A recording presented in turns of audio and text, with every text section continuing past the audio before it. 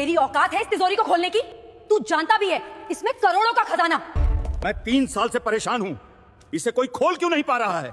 अगर तूने इस तिजोरी को खोल दिया तो मैं तुझे पूरे 10 करोड़ रुपए दूंगा। शहर के सबसे पुराने बाजार के बीचों बीच एक इमारत थी जिसे लोग शर्मा सेठ की हवेली कहते थे। बाहर से देखने पर वह जगह किसी आम गोदाम जैसी लगती थी, लेकिन अंदर कदम रखते ही समझ आ जाता था कि यहां कुछ अलग है। मोटी दीवारें, भारी दरवाजे और बीचों बीच रखी हुई एक विशाल तिजोरी, वही तिजोरी जिसकी चर्चा पूरे शहर में थी। यह तिजोरी कोई साधारण तिजोरी नहीं थी। कहा जाता था कि इसके अंदर करोड़ों का खजाना बंद है, सोना, हीरे, पुराने सिक्के और न जाने क्या क्या। लेकिन दिक्कत बस एक थी, तिजोरी खुलती नहीं थी। पिछले 3 सालों से शर्मा सेठ ने हर मुमकिन कोशिश कर ली थी। बड़े बड़े इंजीनियर आए, लॉक एक्सपर्ट बुलाए गए, विदेशी मशीनें मंगवाई गईं। किसी ने कोड तोड़ने की कोशिश की, किसी ने सेंसर लगाए, लेकिन हर बार नतीजा एक ही रहा, तिजोरी वहीं की वहीं बंद। आज फिर वही दिन था।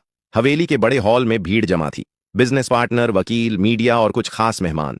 बीच में खड़ी थी वह काली मोटी लोहे की तिजोरी। उस पर पुराने किस्म के निशान खुदे थे, जैसे किसी ने जानबूझकर उसे रहस्यमय बनाया हो। शर्मा सेठ का चेहरा चिड़चिड़ा था, सफेद कुर्ता, मोटी सोने की चेन और आंखों में गुस्सा। सामने खड़ा आखिरी एक्सपर्ट अभी अभी हार मान चुका था। सॉरी सेठ जी, उसने कहा, इस तिजोरी का मैकेनिज्म बहुत अलग है। शायद बिना ओरिजिनल जानकारी के इसे खोलना नामुमकिन है। हॉल में हल्की सी खुसर-फुसर शुरू हो गई। कोई बोला, इतना पैसा और फिर भी तिजोरी बंद। कोई हंसा, कोई सिर हिलाने लगा। उसी वक्त दरवाजे के पास खड़ा एक लड़का आगे बढ़ा। उम्र करीब 15 या 16 साल। बदन पर फटा पुराना शर्ट, धूल से भरी पैंट और पैरों में घिसी हुई चप्पल। बाल बिखरे हुए, चेहरा दुबला, लेकिन आंखों में अजीब सा ठहराव। उसने धीमी लेकिन साफ आवाज में कहा, सेठ जी, मैं तिजोरी खोल सकता हूं। पूरा हॉल एक पल के लिए शांत हो गया। फिर अचानक हंसी फूट पड़ी। किसी ने जोर से कहा, अरे ये कौन है? किसी ने कहा, बाहर से कोई बच्चा घुस आया है। गार्ड आगे बढ़े, लेकिन शर्मा सेठ ने हाथ उठाकर उन्हें रोक दिया। उन्होंने लड़के को ऊपर से नीचे तक देखा, कपड़े, शक्ल, हालत, फिर व्यंग्य से मुस्कुराए। तू? सेठ ने कहा, यह तिजोरी इतने बड़े बड़े दिमाग नहीं खोल पाए, और तू खोल देगा? लड़के ने नजरें झुकाई नहीं। एक मौका दे दीजिए, अगर नहीं खुली तो मैं खुद चला जाऊंगा। भीड़ को मजा आने लगा। कैमरे फिर से उठ गए। नया तमाशा मिल गया था। शर्मा सेठ ने ठहाका लगाया और बोले, ठीक है, अगर तूने ये तिजोरी खोल दी। उन्होंने जानबूझकर रुककर सबकी तरफ देखा। तो मैं तुझे 10 करोड़ रुपए दूंगा। हॉल में शोर मच गया। कोई बोला, पागल हो गए हैं सेठ। कोई बोला, अब देखो बच्चा क्या करता है। लड़के ने सिर्फ एक बात कही, मंजूर है। उसी पल, बिना किसी शोर के, वह लड़का तिजोरी की तरफ बढ़ा, और यहीं से शुरू होने वाला था वो खेल, जो सिर्फ ताले का नहीं, किस्मत का भी था। लड़का तिजोरी के सामने आकर खड़ा हो गया। इतनी बड़ी, भारी और ठंडी तिजोरी उसने पहले कभी इतनी नजदीक से नहीं देखी थी, लेकिन उसके चेहरे पर न डर था, न घबराहट, बस एक गहरी सांस और पूरी तसल्ली। भीड़ में से कोई बोला, अरे इसे तो ताला छूना भी नहीं आता होगा। किसी ने हंसकर कहा, लगता है सेठ जी आज दान करने के मूड में हैं। शर्मा सेठ हाथ बांधे खड़े थे। उनके चेहरे पर आधी हंसी, आधा तंज। उनके लिए यह सब एक मनोरंजन था। उन्हें यकीन था कि कुछ मिनटों में यह लड़का थककर खुद पीछे हट जाएगा। लेकिन लड़के ने किसी की बात नहीं सुनी। उसने सबसे पहले तिजोरी को गौर से देखा, बहुत गौर से, जैसे वह सिर्फ लोहे का ढांचा नहीं, कोई पुरानी कहानी पढ़ रहा हो। उसकी उंगलियां तिजोरी की सतह पर हल्के हल्के घूमने लगीं, कभी ऊपर बने निशानों पर, कभी किनारों पर, कभी नीचे के कोनों पर। एक बुजुर्ग वकील ने पास खड़े आदमी से फुसफुसाकर कहा, देख रहा है, ये यूं ही हाथ नहीं फेर रहा, कुछ ढूंढ रहा है।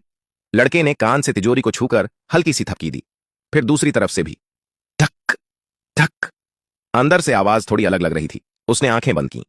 भीड़ को लगा अब कोई नाटक शुरू होगा, कोई जादू, कोई मंत्र, लेकिन कुछ नहीं हुआ। वह बस खड़ा रहा, शांत, जैसे अपने दिमाग में किसी नक्शे को दोहरा रहा हो। दरअसल उसका नाम नीरज था। नीरज पास की झुग्गियों में रहता था। उसका पिता कबाड़ी का काम करता था। टूटे ताले, जंग लगे बक्से, पुराने संदूक, यही नीरज की दुनिया थी। बचपन से वह अपने पिता के साथ कबाड़ छांटता रहा था। कई बार ऐसे ताले मिलते जो दिखने में बेकार होते, लेकिन नीरज घंटों बैठकर उन्हें खोल देता। उसे मशीनें नहीं आती थीं, उसे किताबों की भाषा नहीं आती थी, लेकिन उसे सुनना आता था। धातु की आवाज, दबाव का फर्क, खाली जगह का अंदाजा। नीरज ने तिजोरी के दाईं ओर बने एक छोटे से उभार पर उंगली रखी। वहां कोई बटन नहीं था, बस थोड़ा सा फर्क। उसने वहां हल्का दबाव डाला, फिर छोड़ा। कुछ नहीं हुआ। उसने दोबारा कोशिश की, इस बार दबाव थोड़ा बदलकर, फिर नीचे वाले कोने में वही किया। भीड़ बोर होने लगी। एक रिपोर्टर बोला, लगता है खत्म हो गया शो। लेकिन तभी नीरज रुक गया। उसने सिर थोड़ा तिरछा किया, जैसे किसी हल्की आवाज को पकड़ लिया हो। फिर उसने दोनों हाथ तिजोरी पर रखे, एक ऊपर एक नीचे। धीरे धीरे दबाव बढ़ाया। क्लिक। बहुत हल्की आवाज, इतनी हल्की कि आधे लोग सुन ही नहीं पाए, लेकिन नीरज के चेहरे पर हल्की सी मुस्कान आ गई। शर्मा सेठ सीधा हो गए। ये आवाज, उन्होंने खुद से कहा। नीरज ने आंखें खोल दी। अभी तिजोरी नहीं खुली थी, लेकिन कुछ जाग चुका था, और यह तो बस शुरुआत थी। क्लिक की वह आवाज छोटी थी, लेकिन असर बड़ा। शर्मा सेठ की आंखें अब तिजोरी से हट नहीं रही थीं। जो लोग अभी तक हंस रहे थे, वे भी चुप हो गए। हॉल में अजीब सा सन्नाटा फैल गया, जैसे किसी ने हवा रोक दी हो। नीरज ने हाथ पीछे नहीं खींचे। उसे पता था कि यह ताला एक झटके में नहीं खुलने वाला। यह उन तालों में से था जो ताकत नहीं, धैर्य पहचानते हैं। उसने फिर से तिजोरी को थपथपाया, इस बार अलग जगह। धक धक।